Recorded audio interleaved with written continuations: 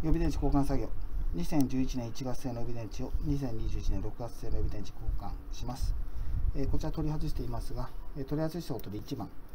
この1番は電池未接続になるんですが、点灯、トラブル等点滅しています。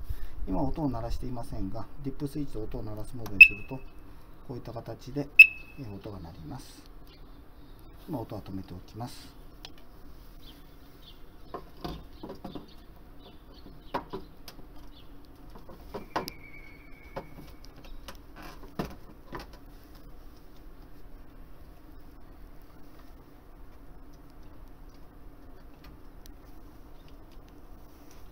予備電池接続、トラブル等1、消灯、トラブル等点滅消灯、音を鳴らすモードにします。